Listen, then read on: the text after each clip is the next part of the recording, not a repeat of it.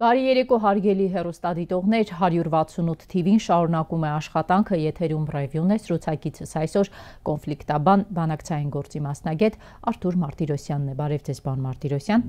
Շնորհակալ եմ մեր հրավերն ընդունելու համար։ Պարոն Մարտիրոսյան, այս գիշեր դարձյալ Իսրայելը հերթական անգամ ավիահարվածներ է հասցրել Իրանին։ Իսրայելի նպատակը որպեսզի Իրանը միջուկային գերտերություն չլինի։ Այդ նպատակն է հետապնդում նաև Միացյալ Նահանգները եւ հարց է առաջանում, արդյոք այս անգամ այս փուլում իդեպ երբ նախատեսվում են Կիրակի օրը բանակցություններից առաջ Իսրայելը իրավիճակը սրելով կկարողանա ունենալ լայնամասշտաբ ռազմական գործողությունների սցենար, թե սա Իրանին վախեցնելու, իր դիրքերից նահանջելու քայլ է, որին Իրանը կենթարկվի ուղղակի։ Մենք պետք է հասկանանք, որ բանակցությունները շարունակում էին, բայց բանակցությունները չէին տալիս այն արդյունքները, որոնք Իսրայելը սպասում էր, եւ դրա համար Իսրայելը փորձեց ցույց տալ, որ եթե բանակցային սեղանից դուրս գան, ինչ այլ ընտրանք է սպասում Իրանին, եւ ես չեմ կարծում, որ դա մի օրվա պատրաստված օպերացիա էր, դա շատ խորը նաև հետախուզական աշխատանք է արվել, դիվերսիաներ են տեղի ունեցել, հիմա չխորանամ ամբողջությամբ տվյալներ դեռ նաև չկա, բայց այն ինչ որ կա, արդեն ցույց է տալիս, որ դա որպես այլընտրանք զուգահեռ բանակցություններին պատրաստվում էր, եւ երբ որ եկավ պահը, երբ որ Իսրայելը տեսավ, որ կարա գնա այդ քայլին, ուղղակի տեղեկացրեց Թրամփին, հասկանալով, որ Թրամփը այս պահին զբաղված է այլ խնդիրներով, ներսում երկրի եւ այլն, եւ դժվար թե ասի չեմ արեք եւ այլն, ինչպես նախկինում էր ասում, հա։ Նախկինում միշտ Թրամփը ասում էր, եկեք բանակցություններով փորձենք խնդիրը լուծենք։ Բայց այդ բանակցությունները տանում էր նրան, որ ժամանակը անցնում էր, իսկ ես չգիտեմ ինչ տվյալներ ուներ հետախուզությունը Իսրայելի, Պարզավոր համոզվում էին, որ այդ ժամանակը Պարսկաստանը Իրանը օգտագործում է, որ վերջին հասցնի, հա, այդ ծրագիրը արդեն զենքի որակի բան ստանա, ուրեմն նյութ ստանա։ Եվ դա է, որ իրանց երևի դրդեց, որ այս պահին ճիշտ է օգտագործել ուժը։ Բայց գիտեք, երբ զինվորականները կամ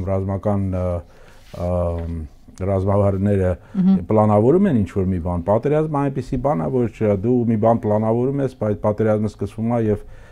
բացվում են լրիվ տարբեր սցենարներ։ Հիմա ամեն ինչ կախված է իհարկե նրանից ինչպես է պատասխանելու Իրանը, ինչպես է դրանից հետո շարունակվելու պատերազմը, այստեղ կան մի քանի սցենար,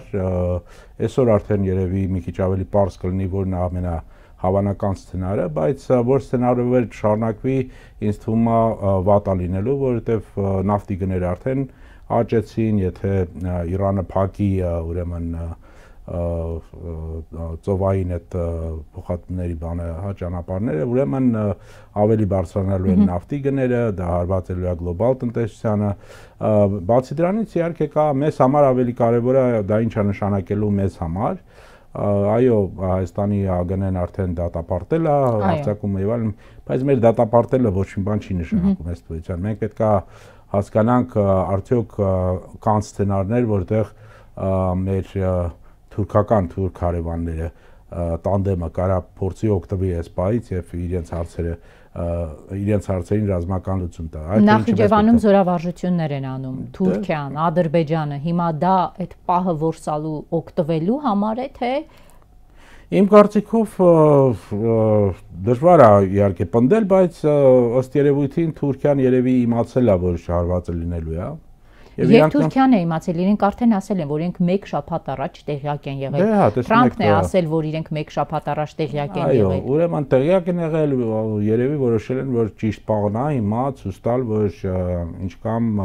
հնարավոր է ռազմական լուծումը այն հարցի, որը Ադրբեջանը պահանջում է հայկական կողմից։ Ինչպես է դա զարգանալու, կախված կլինի սցենարներից, որոնցով կզարգանա Իսրայելի եւ Իրանի միջև պատերազմը, հա, որովհետեւ կա նաեւ սցենար, որտեղ Իսրայելը շարունակելու է օգտագործել որպես ներսի պարակտում այսպես կոչված հյուսիս-հարավ Ադրբեջանի հարցը, հա, եւ այդտեղ իհարկե ադրբեջանցիք ամեն դեպքում ստանում են ինչ որ առավելություն, հնարավորություններ, որոնցից իրանք կարող է փորձեն օգտվել, ես չեմ ասում, որ օգտվելու են։ Դուք խոսում եք պարակտման մասին, այսինքն պարոն Մարտիրոսյան, Իսրայելը կարողացել է Իրանի ներսում ստեղծել իրավիճակ, որ կարող է Իրանը պայթեցնել նաև ներսից։ Դե իրանք այդ հարցերի շուրջ արդեն 30 տարուց ավել աշխատում են։ Իրենց համար դա ռազմավարական տարբերակ է։ Անպես անել, որ այդ ազգայնական, ադրբեջանական այսպես կոչված խնդիրը դառնա լուրջ ներսի խնդիր Իրանի համար։ Ինչ կամով են հասել հաջողության, այդտեղ մենք շատ բաներ կարող է դեռ չտեսնենք, բայց այն որ իրանք աշխատել են եւ մենք գիտենք, երբ որ Իսրայելը սկսում է ինչ-որ մի բանի վրա աշխատել, իրանք հենց այդպես չեն թողնում, հա, այդ անպայման պետքա պայթացնեն, եթե գալու է այդպիսի պահին հասնելու է։ Կգա կհասնի այդ պահին, թե չէ, ես կրկնեմ, ես այսօր չեմ կարող հենց հիմա ասեմ, որ հենց սցենարն ամենահավանականը լինելու։ Ըստ երևույթին այս պահի դրությամբ ամենահավանական սցենարն է մի երկու շաբաթ էլ կարող է շարունակվի, որովհետև Նետանյախուն ելույթ ունեցավ, դիմեց ազգին, ասաց, որ պետք է պատրաստ լինեն ուրեմն ապաստարաններում մնալ, ունենալ հագուստ, սնունդ, այսինքն երկարատև գործողության անոնս է արել։ Այդ նշանակում է, որ իրանք էլ են պատրաստվել, պատրաստ են, որ հակահարվածը լինելու է Իրանից, բայց ինչպիսին է լինելու այդ հակահարվածը, ինչ կամով իսրայելական կողմը պատրաստ է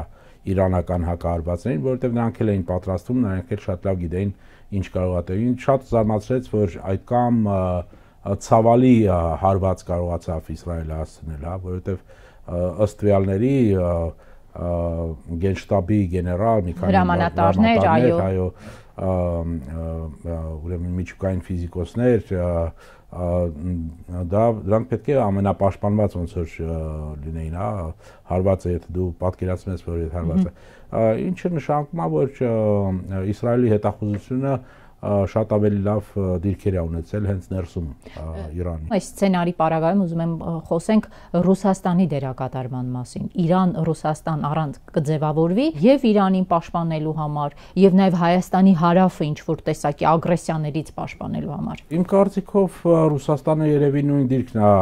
ընդունելու, որը ընդունեց Իրանը Ուկրաինայի հարցով, հա, դա չի լինի չեզոքի, որովհետև իրանք ինչ-որ պայմանագրեր զենքի, այո, առուվաճառքի մեջ են, չէ՞։ Այո, այդ մատակարարումները արդեն կային եւ երևի շարունակվելու են, հետաքրքիր կլինի նաեւ տեսնել, թե արդյոք պնդումը իսրայելական կողմի, որ իրանք ամբողջությամբ հոպը Իրանի շարքից դուրս են բերել, դա այդպես է, թե չէ, ես չեմ կարող ասել, այս պահին, բայց պնդում են, որ այդպես է։ Մոտակա օրերը ցույց կտան ինչն է համապատասխանում ճշմարտությանը, ինչը չէ։ Բայց այն որ Ռուսաստանը չի կարող ամբողջությամբ չեզոք մնալ եւ կօգտագործի նաեւ դիվանագիտական ինչ որ կանալներով, նաեւ Միացյալ Նահանգներին կփորձի Թրամփին փորձի համոզել, որ սա նաեւ Միացյալ Նահանգների շահերից կարող է չլինի, ի նկատի ունենալով առաջի հերթին նավթի գները եւ դա ինչ կարող է նշանակի գլոբալ եւ Միացյալ Նահանգների տնտեսության համար, որը որ նախ ռեցեսիայի ինչ որ պայմաններում այժմ գտնվում։ Հայաստանի հարավի ճանապարհի մասին եմ ուզում խոսենք։ Մենք մշտապես այս ամբողջ ընթացքում խոսում ենք այն մասին, որ եթե միջև հիմա Ադրբեջանը Սյունիքով միջանցք չի բացել, ապա դա եղել է նրա շնորհիվ, որ Իրանը ամուր կանգնած է եղել։ Հիմա երբ Իրանը արդեն տեսնում ենք ինչ խորության խնդիրների մեջ է թաղված, ես չեմ խոսում այն մասին, որ Իրանի ռազմավարական պարտության կմատնեն, թե ոչ, բայց այնուամենայնիվ ինքը ունի խորքային խնդիրներ։ Արդյոք նույն կարմիր գիծն է լինելու Սյունիքով միջանցքը իրենց համար, թե կարող է Սյունիքով միջանցքը, պարոն Մարտիրոսյան, Իրան, Ադրբեջան, նաև առևտրի ինչ որ առարկա դառնալ։ Երկրները իհարկե ունեն իրենց շահերը, եթե դա իրենց այսպես կոչված կարմիր զամբյուղի շահերից էր, այսինքն իրենց անվտանգության շահերից էր, իրանք այդպես են ներկայացնում այդ խնդիրը, ապա դա չի նշանակում, որ միշտ երկրները ունեն կարողություններ, հա, այդ կարմիր գիծը, նույնիսկ Միացյալ Նահանգներին դա վերաբերում է։ Հիշում եք Օբաման ասում էր կարմիր գիծը մեզ համար Սիրիայով եւ հետո չկարողացավ ուրեմն այդ կարմիր գիծը ոնց որ հատվեց, բայց ինքը չկարողացավ պատժիչ պատասխան տալ, հա, բանի, բայց հատարություններ արվում են։ Հիմա ինչ վերաբերում է Իրանին, իհարկե, եթե իրանք զբաղված են լինելու Իսրայելի խնդրով, իրենց համար իմ կարծիքով ավելի կենսական, ավելի մեծ կարևորություն ունի, ինչպես այդ պատերազմը զարգանալու, քան ինչա տեղ ունենալու հյուսիսում։ Եվ սա մեզ համար իհարկե շատ վտանգավոր պահ է,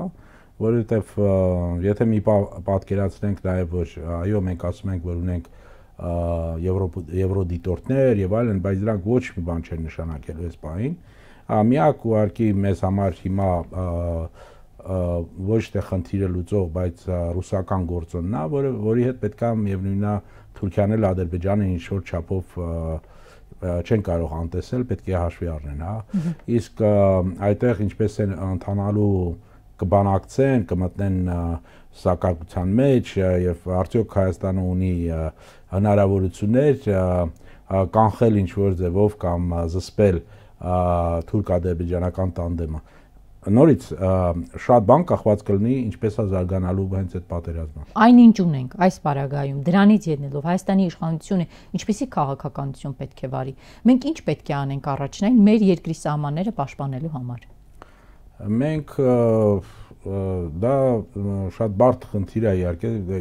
տեսականորեն իհարկե կարաս ասես, որ մենք պետք է ունենանք այլ ընտրանքներ, մեր ուրեմն անվտանգության դիլեման մենք ինքներս պետք է կարողանանք զբաղվենք այդ հարցերով, բայց այդ այլ ընտրանքները ստեղծելը, գիտեք, ժամանակ է պահանջում։ Դու չես կարող նույնիսկ 5 տարում չես կարող այդ բոլոր հարցերը կարգավորես լուծես։ Դրա համար այս պահին ամենաճիշտը կլներ իհարկե հեռանալ ընդհանրապես հապկից, որովհետև դու ստացվում է, որ այդտեղ ոչ մի բան չունես, իսկ այլտեղից այլ ընտրանքը դեռ չկա։ Ինչպես ես պաշտպանվելու, ո՞նց է այդ ամենը աշխատելու։ Սա է խնդիրը մեր։ Ես չեմ ասում, որ մենք պետք է մնանք միայն ռուսական բանում, հա, ազդեցության տակ եւ իրանցից կախվածության մեջ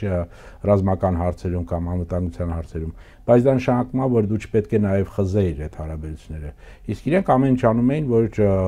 վնասեն այդ հարաբերություններին, համոզեն բնակչությանը, որ այո, հեսա Ֆրանսիան գալու է, մեր հարցերը լուծելու է, Հնդկաստանի հետ ենք հարցերը լուծելու։ Դա ուղղակի հեռավոր, շատ հեռավոր այլընտրանք ստեղծելու հնարավորություններ են կամ եզրեր են։ Դու չես կարող անմիջապես հրաժարվես։ Նմանավանդ մեր տարածաշրջանում, որտեղ շատ կտրուկ եւ արագ կարող է փոխվի իրավիճակը, հենց ինչպես հիմա է փոխվում, եւ դու այդ պահին չկարողանաս ապահովել քո անվտանգությունը։ Ձեր դիտարկմամբ ինչու է Հայաստանը ներկայացնող Նիկոլ Փաշինյանը արշավ սկսել ընդդեմ հայ առաքելական Սուրբ եկեղեցու վերջին 6 օրվա ընթացքում Նիկոլ Փաշինյանն արել է ընդդեմ հայ առաքելական Սուրբ եկեղեցու 23 գրառում։ Նպատակը ո՞րն է։ Նպատակը շատ պարզ է, հասկանալի է ինձ համար, իրենք արդեն մի քանի տարի զբաղվում են հարցով, որը կարելի է ասել ինքնության դեկոնստրուկցիա, այսինքն քանդել հայկական ինքնությունը, որ նոր ինքնություն ստեղծել, եւ այդ նոր ինքնությունը պետք է լինի Թուրքիայի եւ Ադրբեջանի համար ընդունելի։ Ուրեմն ինքը արդեն ոչ միայն ժողովրդավար վարչապետն է, որը եկել է ժողովրդավարությունից, որովհետեւ ժողովրդավարությունը ենթադրում է, որ դու մի օր կարող չընտրվես, չէ՞։ Ինքը եկել է ինքը իրեն արդեն ներկայացնում է իբրև ազգի հայր, որը նոր ազգային պետություն է ստեղծում, խոսում է նրա մասին, որ մենք ինչ-որ հնարավորություն ունենք հիմա լրիվ այլ ձև, մենք ինքնիշխան ենք, բայց այդ ինչքան ասում է մենք ինքնիշխան ենք, մենք տեսնում ենք, որ ինքը ամեն ինչ անում է, որ բավարարի Թուրքիայի եւ Ադրբեջանի շահերը, մանավանդ մեր ինքնության հաշվին։ Ոստեղ խնդիր է, գիտեք, առաջանում, որովհետև բոլոր ազգային պետությունները պատմականորեն ստեղծվել են նրա համար, որ ապահովեն անվտանգությունը ինքնության զարգացման համար։ Այսինքն, որ ինքնությունը կարողանա զարգանալ։ Այլ նպատակ չունի ազգային պետությունը։ Իսկ դու եթե ասում ես, որ դու ինքնությունը պետքա փոխես, որ ինչ որ ազգային պետություն լինի, այսինքն դեկոնստրուկցիան դու կարող ես անցկացնել, հա, ես չգիտեմ, իրանք նույնիսկ ծանոթ են այդ տեսությանը եւ այլն, բայց մենք գիտենք փորձերից, հա, այդ սոցիալ ինժեներինգը, բոլշևիկները մի ժամանակ փորձեցին, ասում են ինչով որ պետքա լինի խորհրդային մարդ։ սովետական մարդ, հա, բայց դա չհաջողվեց։ Հիմա Փաշինյանը ինչ մարդ է ուզում կերտել։ Ուզում է կերտել նոր հայ, որը որ կլինի ընդունելի, այսինքն մեր ամենակարևոր սյուներից մեկը դա եկեղեցին է, քանի որ եկեղեցին ունի ինչ որ արժեհամակարգ, որը որ անընդունելի է մեր հակառակորդների կողմից, այդ սյունը պետք է քանդվի, նոր պետք է սյուն դրվի, որը որ կլինի հլու անազանդ իշխանությունները ինչ կասեն, այն էլ պետք է անի, չհամարձակվի գնա Շվեյցարիայում Արցախի հարց բարձրացնի եւ այլն, ոչ մի այդպիսի քայլեր չպետք է լինեն, իրանք պետք է վերահսկեն եւ պետք է ենթարկվեն Ադրբեջանի եւ Թուրքիայի ասած։ Ինքը մերժում է դա, ասում է, դա այդպես չի, բայց տեսեք շատ քայլերը Չէ, ասում եմ, խոսում են ամասին, որ Ադրբեջանի եւ Թուրքիայի պահանջով ասա։ Հիմա տեսեք, ինքը ասում է, որ դա այդպես չի, բայց մենք տեսնում ենք, չէ, ինչ տեղի ունեցավ։ Ելույթ ունենում Փաշազադեն, ասում է, որ վտանգ կա հայ եկեղեցու կողմից ամբողջ տարածաշրջանին, հետո վեհապարը գնում է Շվեյցարիա, ելույթ ունենում այնտեղ, այդ ամենից հետո ինքը սկսում է այդ արշավը, հա։ Հիմա զուգադիպությունն է, որ դու հենց հիմա սկսեցիր։ Ինքը ասում է, չէ, մենք ուզում ենք, որ մենք ունենանք վեհապար, ինքը ոնց որ հիմա Մարտին Լութերն է, գիտեք, ռեֆորմացիայի ժամանակ բողոքական, որ ասում էր ես Ռոմի Պապի դեմ եմ դուրս եկել եւ այլն, բայց դրա հետ համատեղ ասում է, որ ինքը եկեղեցու զավակն է։ Դու չես կարող եկեղեցու զավակը լինես եւ այդպիսի քայլերի դիմես, հա, դա ոչ միայն անհասկանալի է, դա ցինիզմ է ուղղակի եւ դրա բարձա որ ոչ միայն այստեղ մենք պետք է խոսենք դրա մասին, որ ինքը հետեւում է պահանջարկներին Թուրքիայի եւ Ադրբեջանի, բայց մենք տեսնում ենք, որ նա ինքը ունի այդ նույն խնդիրը ներսում, որտեղ վերջի հարցումների արդյունքները ցույց են տալիս, որ եկեղեցու ռեյտինգը շատ բարձր է հիմա, տեսել եմ 70-ից ավել, իսկ Փաշինյանը 10-15%-անոց վարկանիշ ունի։ Ինչ են ասում ԿՊԱ-ականները, ասում են, որ եկեղեցի նախկինների բանն է, չէ։ Հիմա վերլուծենք մի փոքր, եթե դու տեսնում ես, որ նրանք նախկիններին են, դա է քո ընկալումը, դու տեսնում ես, որ իրանք ազդեցություն կարող ունենան ընտրողների վրա, ուրեմն պետք է հարվածես եկեղեցուն։ Այսինքն Փաշինյանը էլեկտորալ խնդիր է լուծում։ Համ էլեկտորալ, համ դրսի խնդիրն է լուծում։ Ինքը ուզում է ցույց տա։ Մի կրակոցով երկու նապաստակ է փորձում։ Ուզում է ցույց տա Ադրբեջանին եւ Թուրքիային, որ ինքը չի հանդուրժի այսպիսի եկեղեցի, հայ եկեղեցի, որը երրորդն էլ կա այստեղ, երրորդն էլ Սփյուռքն է։ Պարզա չէ, որ եկեղեցին այն միակ հիմա օղակն է, որ համախմբում է մեր ինքնությունը, եթե մենք մեր ինքնությունը դիտում ենք ոչ միայն Հայաստանի քաղաքացիներ, այլ հայեր, հայությունը ընդհանրապես։ Պարզա որ դա կապող օղակներից մեկն է։ Դա է մեկ էլ պատմությունը։ Պատմությունը պատրաստ են իրանք վերանայել, նոր պատմություն գրել, այսինքն ամբողջությամբ դեկոնստրուկցիա, բերում են ինչ որ կեղծ պատմաբաններին, Արծրուն Հովհաննիսյանները եւ այլն, պետք է իրանք մեզ նոր պատմություն տա։ Ինքը ասում է, որ իսկ միգուցե ցեղասպանությունը մենք ենք մեղավոր եղել։ Այո, մենք հասկանանք ինչու մեզ կոտորեցին։ Ինչու մեզ կոտորեցին։ Չէ, լավ հարց է, միշտ էլ պետք է հասկանաս, բայց դու պետք է հասկանաս, որ կոտորեցին եւ դա ցեղասպանություն էր։ Այ ինչու դա այդ ցեղասպանությունը տեղ ունեցավ, դա մի այլ հարց է։ Բայց ինքը այնպես է հարցը դնում, որ ինքը կասկածի տակ է դնում հենց ցեղասպանությունը։ Այսինքն ինքը մեր պատմությունը պատրաստ է նոր մեկնաբանություններ տա այդ պատմությանը, հետևելով Թուրքիայի եւ Ադրբեջանի նարատիվները։ Եկեղեցու պարագայում մի քիչ այլ է։ Այո, Նիկոլ Փաշինյանը կարողացել է արշավել բանակի դեմ, հաջողել է, կարողացել է այնտեղ ունենալ մարդիկ, որոնք իրեն համար ձեռնտու են։ Սահմանադրական դատարանի դեմ է արշավել, կարողացել է, այո, դատարանների դեմ, կարողացել է հասնել նրան, ինչ ինքն ուզում է, բայց եկեղեցին 1700-ամյա է, եկեղեցին տեսել է շատ այլ արշավողների, բայց կարողացել է հաղթահարել։ Արդյոք այս պարագայում, այս դեպքում Փաշինյանը կունենա հաջողություն։ Իմ կարծիքով ինքը չափազանցրել է իր կարողությունները եւ իրան ինչ որ մի պատված, որ ինքը կարող է մոբիլիզացնել ինչ որ ուժեր եկեղեցու դեմ եւ այլն, բայց ինքը տեսավ հենց հակառակ մոբիլիզացիան, այսինքն տեսավ, որ ինչպես դիմավորեցին վեհապարին Զվարթնոցում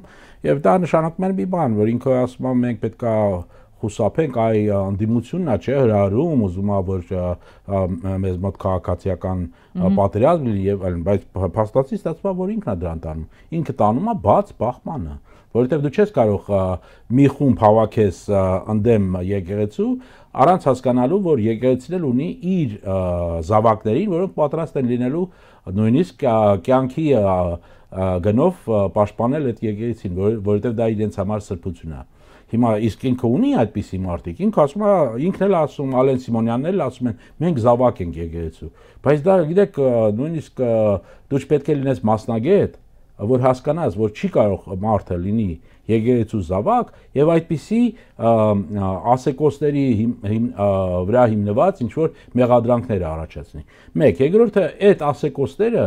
եղել են, գիտեք, երբվանից։ Ինչու ես հենց հիմա դու այդ հարցը դնում։ Ինչու հենց հիմա։ 7 տարի առաջ գիտեք դրա մասին, գիտեք, այդ ասեկոսները կային են ժամանակ էլ կային, բայց ինչու են ժամանակ չէր, ինչու դրանից հետո չէր, ինչու հենց հիմա։ Եվ դրա պատասխանը մենք գիտենք, որովհետև Թուրքիան, Ադրբեջանը մի կողմից դրել են այդ հարցը, ներսում դու տեսնում ես, որ շատ ավելի ազդեցիկ է դառնում եկեղեցին, եւ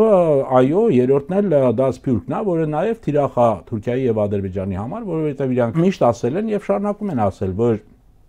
հայկական խնդիրների ուրեմն ամենակարևոր շարժիչ ուժերից մեկը դա սփյուռքն է։ Պարակտում ենք սփյուռքը, պարակտում ենք ներսից Հայաստանը եւ կարանք անենք ամեն ինչ ուզենք կարանք անենք։ Դուք բացառում եք տարբերակը, որ Փաշինյանը, որը կատարում է Թուրքիայի եւ Ադրբեջանի պահանջը ընդդեմ եկեղեցու, ստեղծի այնպիսի մի իրավիճակ, որ ամենայն հայոց կաթողիկոսը դառնա Պորսո պատրիարքը, Թուրքիայի քաղաքացին, Թուրքիային ձեռնտու ինչ որ մեկը։ Այդ հարցերը իհարկե որոշում է եկեղեցին, մենք ոչ մեկս նույնիսկ իրավասու չենք այդպիսի բաների մասին խոսել։ Ինչա որոշելու եկեղեցին, կա խնդիրներ կուսակրոնության հետ, ինչպես են իրանք ընտրելու նոր վեհապար, եթե պետքա ընտրեն վեհապար։ Դա մեր հարցերը չի։ Մենք ուղղակի, եթե մենք ասում ենք, որ մենք մեր եկեղեցու զավակն ենք, մենք պետք է հետևենք եկեղեցու ներսի իրանց որոշումների ընդունելու կարգերին, հա։ Դու չես կարող լինելով ել չեմ ասում նրա մասին, որ առանձնացած է եկեղեցին պետությունից։ Եվ նա Փաշինյանը ինքը, ես հիշում եմ, ոնց որ 10 թվին էր ասում, որ մենք չենք խառնվում եկեղեցու։ Դե հիմա պատճառաբանություն են, չէ՞, բերում, ասում են մենք չէինք խառնում, բայց եկեղեցին սկսեց խառնվել, դրա համար սկսել ենք։ Բայց միևնույն ժամանակ եկեղեցին քաղաքականությանը չի խառնվել, եթե անգամ խառնվել, եկեղեցին խառնվել է պետությունը պահպանելու գործին, որի իրավունքն ու լիազորությունը ունի։ Եթե եկեղեցին խառնվել է պետական գործերում կամ քաղաքականության մեջ է խառնվել, դու պետք է գտնես մի ձև կանխես դա կամ ինչ որ պատասխան տաս դրան, բայց ոչ թե ասես, որ անձնական դարձնես եւ ասես այ վեհապարին պետք է փոխենք, այդ է մեր խնդիրը։ Ստեղ ուղղակի մասամբ իհարկե իմ կարծիքով ես իր բառն եմ հիմա օգտագործելու տգիտության հետևանք է, մասամբ իրանք արդեն անգամ ինքնավստահ են իշխանական այդ բանը, անգամ են իրանք ինքնավստահ, որ ամեն ինչ էլ կարան, ես էլ կարան փոխեն, ամեն ինչ էլ կարան անեն ներսում, որ գնացել են այդ վերջի, այսինքն իրենց պատկերացումով այս սյունն էլ եթե քանդեն, դեկոնստրուկցիայի ենթարկեն, հետո նորը կարան հավաքեն նոր այսինքն ինքնությունա լինելու։ Բայց ես ասեմ ձեզ, քանդելը հեշտ է, եւ այդ քանդելը կարող է այնպիսի հետևանքներ ունենա մեր ազգի համար, որ նորից հավաքելը շատ դժվար լինի, հա, քանդելը միշտ էլ կա, ինչպես իրանք ավելի նմանվում են այս վային բոլշևիկներին եւ յակոբիններին, որոնք որ եկեղեցու դեմ էին դուրս գալիս եւ խոսում էին նրա մասին, որ պետք է քանդեն եկեղեցին եւ այլն, բայց դրա հետ զուգահեռ ասում են, որ իրանք եկեղեցու զավակ են։ Ոնց կարող ես դու լինես եկեղեցու զավակ եւ եկեղեցու դեմ այսպիսի արշավ սկսես։ Գուցե այլ եկեղեցու պետք է դա էլ հստակեցնել։ Դե իրենց պատկերացման պետք է լինի այնպիսի իրանք ասում են, չէ, որ դու ոնց կարող ես նույնիսկ ասես ինչպիսի վեբ պետք է լինի, վեհապար պետք է լինի հայոց եկեղեցու։ Բայց փաստորեն իրենց մոտ սա ռազմավարական պլանը, ազգային անվտանգության ռազմավարությունը, երբ իրենք փոխեցին, իրենք եկեղեցու բացառիկ կարգավիճակը նսեմացրեցին, որտեղ հայ առաքելական եկեղեցու կողքին դրեցին կրոնական կազմակերպություններին։ Ուղղակի պարզա, որ Սահմանադրությունում կա նաև հոդված, որով հատուկ դերը կարգավիճակ ունի, պարզա դա կա, դա էլ է իրանց խանգարում, դա էլ իրանք մտադիր են փոխել, Սահմանադրությունն էլ փոխել, համապատասխանացնել այն սպասելիքներին, որոնք ունի Ադրբեջանը եւ Թուրքիան։ Դա իրանց նպատակը դա է, որովհետեւ իրանք այդպես են տեսնում նոր հանրապետությունը կամ պետությունը, որը իրանք պետք է ստեղծեն, որտեղ իրենք դարձյալ լինելու են իշխանություն։ Այո, իհարկե, միայն այդպես են իրանք տեսնում, որովհետեւ այն ծրագիրը, որը իրանք սկսել են, այն պահից երբ որ իրանք սկսեցին խոսել 20-50 տեսլական ծրագրի մասին, պարզ էր, որ մենք ոչ թե ժողովրդավարական ուժ ունենք այստեղ, այլ ուժ ունենք, որը որ շատ երկարատև ծրագիր պետք է իրականացնի, եւ այդ ծրագիրը հիմնականում մեծ մասամբ համապատասխանում է դրսից ստացած ուրեմն հրանգներին, որը իրանք կոչում են միջազգային հանրություն։ Միջազգային հանրությունը նշաձող է բարձրացնում իր համար, իջացնում է այդ նշաձողը կամ ասում է ինչ ալնելու, որը անհետեթություն է իհարկե։ Մենք հասկանում ենք, որ ինչի մասին է խոսքը գնում։ Խոսքը գնում է նա մասին, որ իրանք ստեղծել են այնպիսի պայմաններ, որ կարևոր խաղացողները, իրենց համար կարևոր խաղացողները, դա Թուրքիան եւ Ադրբեջանը, ասեն դե լավ, թող Փաշինյանը շարունակի ինքը լինի բդեշխը այս տարածքում, ինքը նշանակում է բդեշխ։ Այսինքն ոչ մի առնչություն սա ոչ ժողովրդավարության հետ ունի, ոչ նույնիսկ հանրապետության հետ ունի, որովհետև հանրապետությունում իշխանությունները պետք է տարանջատված լինեն եւ ինքը լինելով մի թևի ուրեմն առաջնորդը ինքը չի կարող նույնիսկ մտածել այսպիսի հայտարարությունների համար։ Մյուս թևը անմիջապես պետք է դատի տար իրան։ Դատական համակարգը, չէ՞։ Իհարկե, եթե մենք լինենք հանրապետություն, այդ իր հայտարարությունների համար ինքը անմիջապես պետք է հայց լիներ։ Այո, չկա առ այս պահը որևէ բան։ Ինքը գիտի, որովհետև ինքը մենաշնոր է, ինքը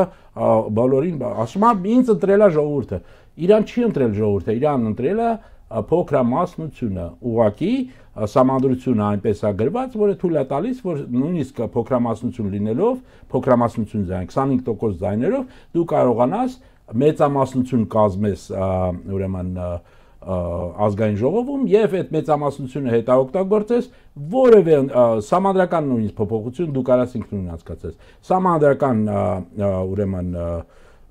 դատարանը փոխեց ամբողջությամբ իրանք են վերահսկում, դատարաններում գիտենք ինչա տեղի ունենում, մնացել է ոնց որ մամուլը, որը որ դեր կարողանում է ինչ որ չափով խոսք հասցնի, դիմախոս բաներ հասցնի, բայց դա էլ է իմ կարծիքով ժամանակավոր, որովհետև իրանք հենց որ տեսան, որ կա հնարավորություն էտել փակել, էտել անել, էտել են անելու։ Հիմա կվազի ժողովրդավարություն, ոնց որ ձևացնում ենք, որ սա ժողովրդավարություն է, բայց իրականում սա ժողովրդավարություն չի։ Դուք ասացիք հանրապետության հետ Փաշինյանը կապ չունի, ես հիշում եմ Փաշինյանի ելույթը Սարդարապատի հուշահամալիրում, ինքը օգտագործեց ժողովրդապետություն ձևակերպումը, այսինքն իր համար հանրապետություն չի, ժողովրդապետություն է։ Դե ինքը կարող է քաղաքագիտության մեջ նոր ինչ-որ բաներ տերմիններ, բայց եթե մենք նայենք տեսնենք ինչպես անցումները տեղի են ունեցել դեպի ժողովրդավարություն, սկսած 74 թվականից 1974 թվականից Պորտուգալիայում, հետո Իսպանիայում, գիտեք, այն մարդիկ, որոնք որ այն առաջնորդները, որոնք որ այդ անցումը անցկացրին, խոսքի Իսպանիայի վարչապետ Ադոլֆո Սուարեսը, նա միայն 3 տարի մնաց վարչապետ։ Միայն 3 տարի մնաց վարչապետ։ Դրանից հետո երկիրը անցավ ընտրություններով, ինքը կարար նորից պնդեր, ուներ աջակցությունը։ Մուրճով գնար ընտրությունների, ինչպես Փաշինյանը։ Այո, կամ կեղծ խոստումներ տար, ստեր եւ այլն։ Բայց իրանք լրիվ ուրիշ ճանապարհով տարան իրենց ազգերը։ Իրենք տարան ճշմարտության ճանապարհով։ Հայտարարեցին քաղաքական տեսլական։ Այդ տեսլականը որպես օրենք ընդունվեց իրենց կորտեսում։ Հետո այդ օրենքը ռեֆերենդումով, որտեղ 76% մասնակցությամբ 96%-ը աջակցություն տվեց այդ տեսլականին, որ այսպիսի երկիր է պետք է ունենանք։ Դրանից հետո նորից ընտրություններ անցկացվին։ Իսկ այդ ընտրությունների արդյունքում ձևավորվեց իրական, ուրեմն մենք խոսում ենք ուրեմն ներկայացական ժողովրդավարության մասին, այսօր եթե մենք հարցնենք ում են ներկայացնում որոշ պատգամավորներ, նույնիսկ Փաշինյանը, ես գիտեմ, եթե իրանք դնեին մաժորիտար բանով իրենց տեխնացիները, ով է իրանց ընտրելու, նույնիսկ իրանց բոլոր ընտանիքի անդամները կարող է իրանք չընտրեն։ Ինչ ներկայացական ժողովրդավարության մասին են խոսում։ Այսօր քաղաքացին չգիտի ով է իրան ներկայացնում։ Իրանք խոսում են ներկայացական ժողովրդավարության մասին։ Իսկ այնտեղ տեղի ունեցավ ու դրանից հետո նոր ստեղծվեց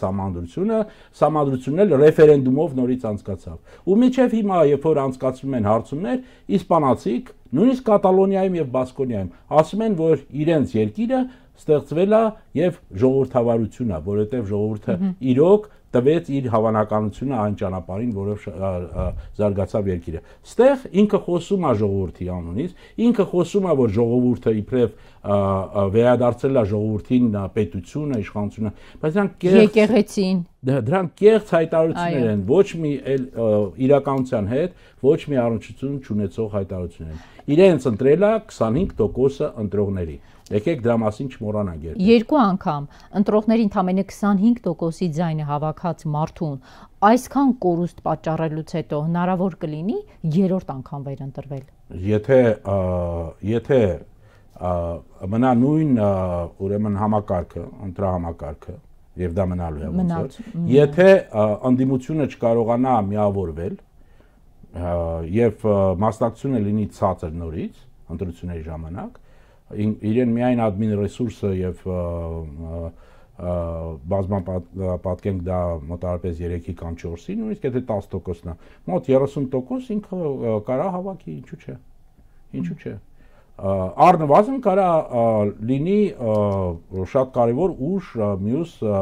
ազգային ժողովում։ Սա է մեր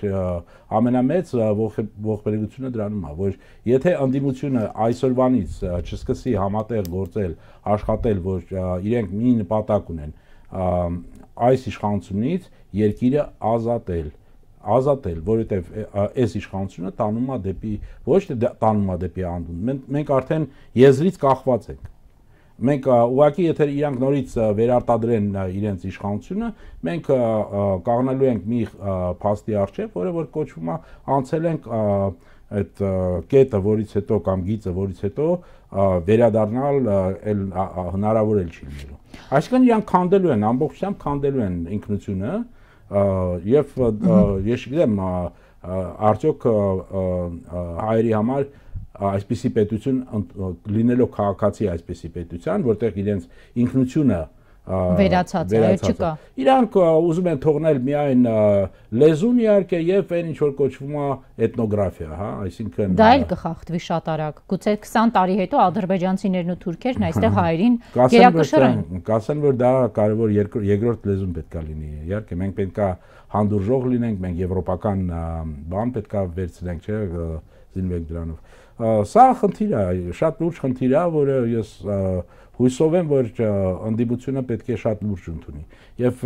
բոլոր տարաձայնությունները մի կողմ պետք է դրվեն